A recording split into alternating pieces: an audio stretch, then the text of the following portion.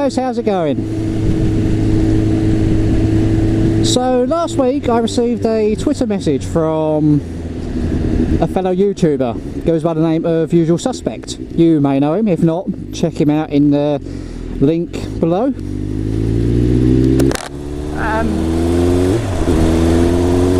He created a video, and in that video he challenged me, I think challenge is a bit of a harsh word, or strong word there, to make a video.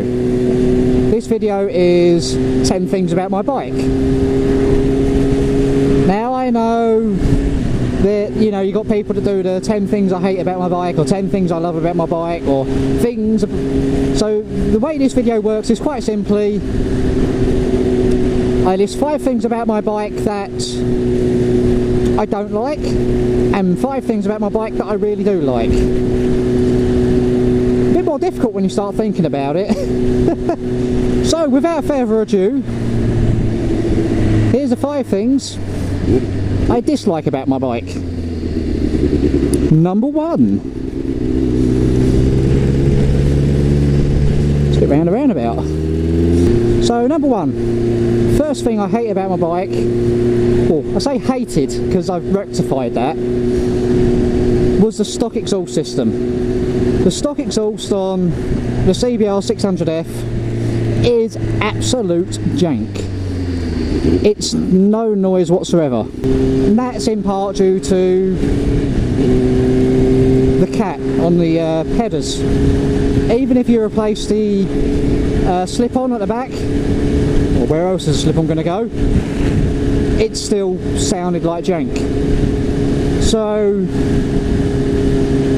I rectified that by installing something else, by installing a straight-through system, and it actually gave it a bit of a voice. So yeah, number 1, the stock exhaust on these bikes is just rubbish. Number 2, so one of my biggest complaints about this bike is lack of modification parts available. So, you know, as bikers we like to make bikes our own, put different fairings on it, do whatever you want really. For this bike, it's very hard to do anything to it. I can't replace the rear sets because they're conjoined with the pillion sets, and they also are used for hanging the exhaust. If I want to go on track and get like a makeshift racing fairing or something, I can't. Even sort of crash protection, I know I can buy R&G stuff, but the other companies out there like GB Racing and so on, not a lot of companies do sort of spare parts for this. I know, I mean, if I really want to go on track, maybe I should get a track bike, or get a bike that is more suited for the track, like a 600RR. We'll see. But, you know, that's one of the things, is just lack of parts. Number 3.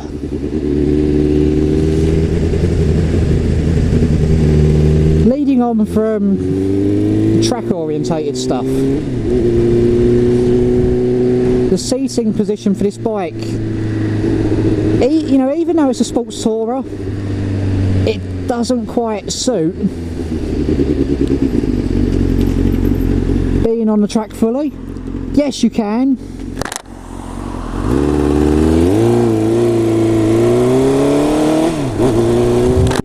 Yes, you can take it on the track, and you know, I've taken it on the track. But what my complaint is you're sitting a little bit too high for what a track bike usually is, and the tank is a bit too low. So for touring, for sort of just commuting, bimbling around or whatever, you're in a not too bad seating position. You're not too aggressive, you're not too upright, it's quite a neutral position. But if I'm on the runway at ARD and I try tucking in, it's very uncomfortable. I know, again, race bikes are not made to be comfy, but you don't quite sit in it, you sit more on top of the bike, I think, and that means that when I'm when I'm down across the tank, unless I can change my helmet maybe, I can't get a good view of what is going on. Same as if I'm sort of doing long miles on the motorway. If I want to lay down to avoid a bit of wind buffeting, there was a leaf in my helmet. Yeah, if I'm on a long commute and I want to avoid a bit of wind buffeting on motorway, it becomes very tiresome very quickly. That's number 3, I think. 1, 2, 3, 4. 4. A bit of a common thing on these bikes, well, from reading online and also on the Hornets which it's derived from. They just seem to develop really squeaky front brakes. It's done it ever since I've had it, pretty much. And when I'm going slow enough, you can probably hear it. So, it's obviously something binding ever so slightly, because the moment I apply the brake, it's no longer there. The noise is no longer there. I will come out when it starts raining, won't I? Yeah, you know, I've had the calipers off, I've cleaned them out completely. The noise goes for a couple of days, then it's back again. So, unless I've got to really strip them down, rebuild them or something, it's a big annoyance of mine. And like I say, I've looked online and other people seem to have this same sort of issue. And finally, number 5 of things I hate about my bike, dislike about my bike. I might touch on this as things I like about it, possibly as well. I've had the bike for a year and a half now. I've been a lot of places on it, I've done a lot of miles on it. And I feel like I'm just a bit outgrowing it now. There's nothing to say there's anything wrong with the bike. It's still a damn good bike. But yeah, just something I feel like maybe it's time to step up to something else. But we'll see. I'd say it's a bit of a cop out for number 5, but yeah.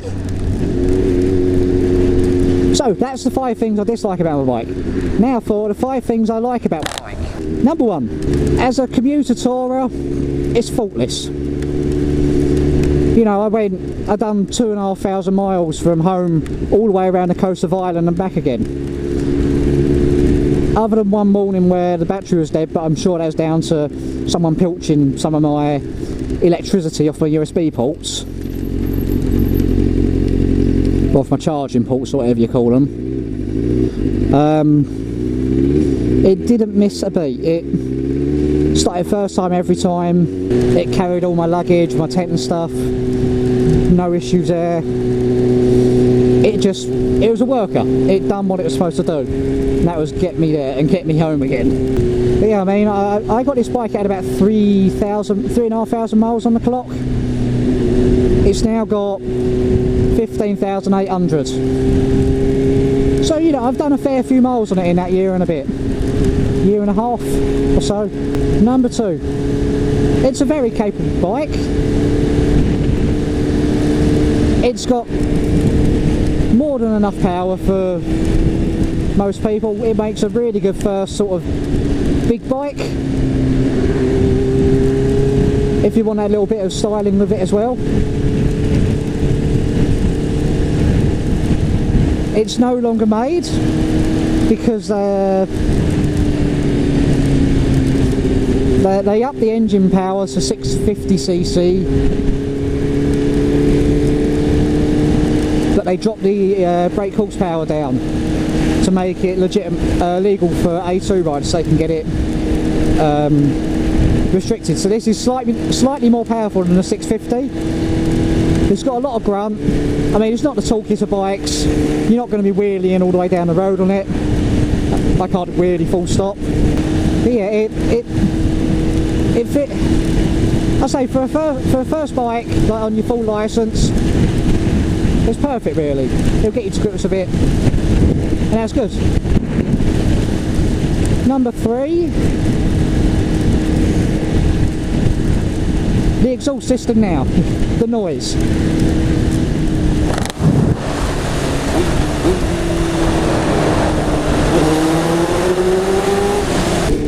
So now it has got the full exhaust system on.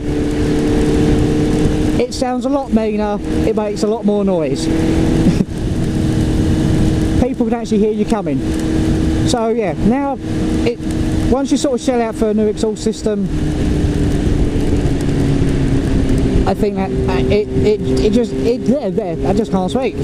Now when you shell out for a full exhaust system on there, it just sounds a lot better. Number 4. Steering on it is quite neutral. I reckon with a bit of practice I could probably get knee down on it. Especially now the suspension has been a bit more set up for my size and stature.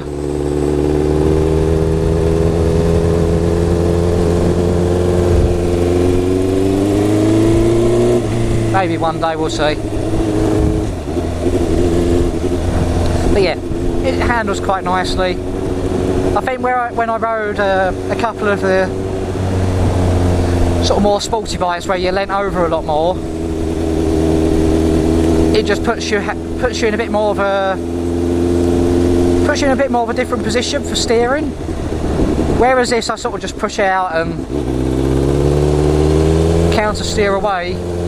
Then ones it felt a bit harder to actually get it to counter steer, but I'm not used to them sort of bikes. But yeah, it steers nicely. It's nice and simple really. And finally, number 5 of things I like about my bike, it's cheap to run. Yeah, it's economical. On a full tank on sort of motorway miles, you can get about, I think the book says you should be able to do about 170 miles on a tank. I've managed, with a bit of panicking near the very end, about 210 miles on the tank, and then I was like, shit, I better really get some fuel now. So yeah, for sort of 15-16 quid to fill it up, it's quite a fuel economical. It's quite economic on the fuel usage. You think on bigger sports bikes, you might get 80 miles out of a tank, so you're filling up a lot more. But I mean, you know, it's made as a sports tourer, so you sort of expect it. You're not going to get sort of tank range like the commuting 125s get, but they're made for a particular purpose. So yeah, that is it. That's 5 things I dislike about my bike, 5 things I like about my bike. Let me know in the comments below what you think of my bike. Do you own one of these bikes? What do you think of it? And I guess I better repay the favour or pass this on. So I would like to challenge, who would I like to challenge to do this? I would like to challenge Adsweld. I know he done one on his R1, but whatever bike he wants to do it on, I'd like to see you do that. 5 things you dislike and 5 things you like about your bike. Smoky Bar, yeah, go on Smokey, I'd like to see you do it. And finally, just see if he can actually put out a vlog.